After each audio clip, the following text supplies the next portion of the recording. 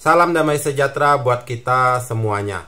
Di zaman kita sekarang ini, kembali kita melihat penampakan Tuhan semesta alam yang tidak terlihat oleh bangsa-bangsa yang memusuhi Israel.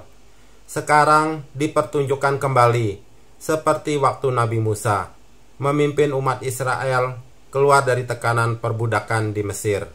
Dengan tiang awan di waktu siang hari, dan tiang api di waktu malam hari. Begitulah Tuhan semesta alam memimpin umat Israel dengan perlindungan ilahi.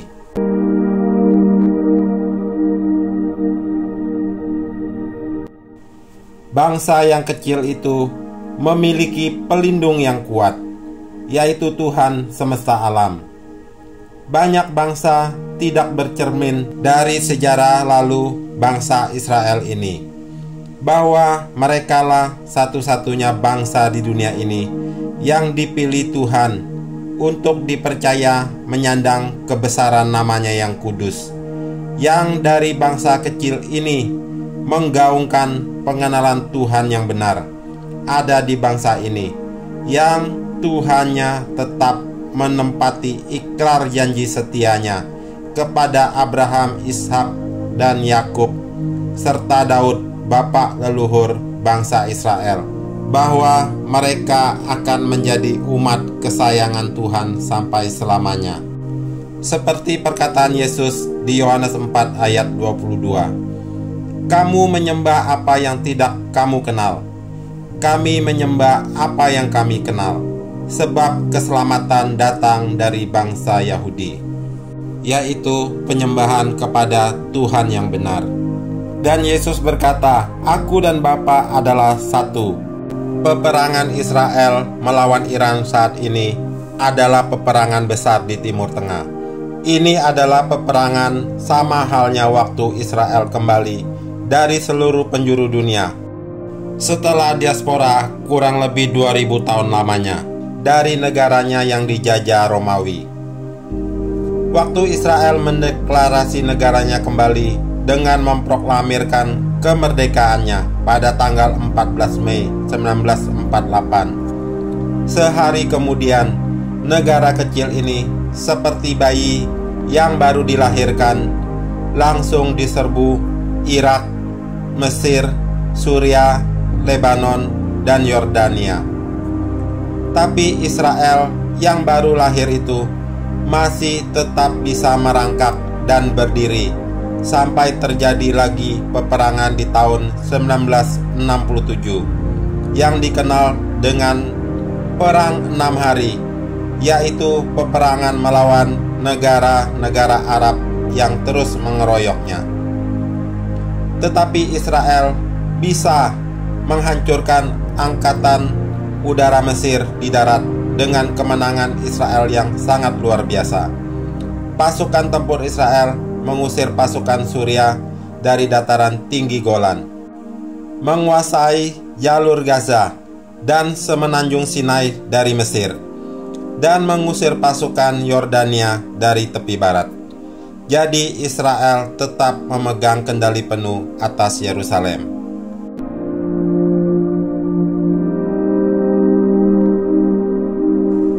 Perang Israel sekarang melawan Iran adalah buntut dari perang melawan Hamas yang melakukan serangan 7 Oktober 2023 lalu.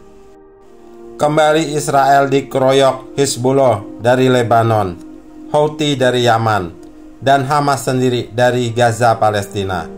Juga disertai dukungan persenjataan dari rezim Iran, yaitu Ali Khamenei, yang sekarang menjadi kekuatan terakhir melawan Israel.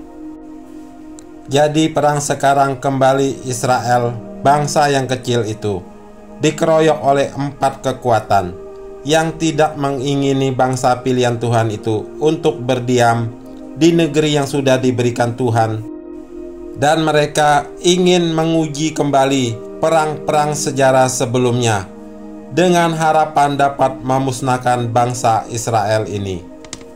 Tapi mereka lupa sejarah Nabi Musa zaman dulu yang dipimpin oleh tangan Tuhan yang kuat. Sekarang Israel kembali dipimpin oleh tangan Tuhan yang sama, sebab sudah difirmankan di Yesaya 54 ayat 17. Setiap senjata yang ditempa terhadap engkau tidak akan berhasil. Juga penjagaan Tuhan seperti difirmankan di Zakaria 2 ayat ke-8. Sebab beginilah firman Tuhan semesta alam. Sebab siapa yang menjamah kamu, berarti menjamah biji matanya Tuhan sendiri. Berarti bangsa ini benar-benar dijaga keberadaannya sepanjang masa. Karena seperti Tuhan melindungi biji matanya, begitulah Tuhan akan selalu melindungi bangsa Israel ini sampai akhir zaman. Israel yang kecil itu seumpama sama seperti Daud perang melawan Goliat, manusia raksasa itu. Dan Israel itu sama seperti Gideon dengan hanya 300 pasukan melawan orang Midian dan Amalek yang jumlahnya sangat banyak seperti belalang. Di Hakim-Hakim 7 ayat 12 diceritakan, adapun orang Midian dan orang Amalek dan semua orang dari sebelah timur itu bergelimpangan di lembah itu seperti belalang banyaknya, dan unta mereka tidak terhitung seperti pasir di tepi laut banyaknya. Tapi Israel mengalahkan musuh-musuhnya jika Tuhan sudah berada di pihak mereka. Israel adalah bangsa yang diberkati Tuhan dengan berjanji kepada Abraham bahwa keturunannya Ishak yang mewarisi janji Tuhan itu, bukan Ismail. Dari keturunan Ishak inilah yang adalah Yakub yang disebut Israel. Disebutkan di Kejadian 32 ayat 28. Lalu kata orang itu, namamu tidak akan disebutkan lagi Yakub, tetapi Israel, sebab engkau telah bergumul melawan Allah dan manusia, dan engkau menang. Ini adalah perkataan malaikat yang memberitahukan bahwa Yakub keturunannya akan disebut Israel. Dan juga Tuhan sudah berfirman di Kejadian 12 ayat 3, Aku akan memberkati orang-orang yang memberkati engkau, dan mengutuk orang-orang yang mengutuk engkau. Dan olehmu semua kaum di muka bumi akan mendapat berkat. Jadi betapa mengerikannya bangsa-bangsa yang melawan Israel, sebab Tuhan sendiri yang sudah berfirman kepada bangsa ini, umat pilihannya, bahwa Dia akan memberkati orang-orang yang memberkati bangsa ini, dan akan mengutuk orang-orang yang mengutuk bangsa ini. Kita bisa melihat apa yang terjadi dengan Hamas yang memusuhi Israel, apa yang terjadi dengan Houthi Yaman yang juga ikut berperang melawan Israel, dan juga kita melihat apa yang terjadi dengan Hizbullah yang ikut berperang melawan Israel, dan sekarang apa yang akan terjadi dengan Iran yang sangat membenci Israel dan berniat untuk memusnahkannya.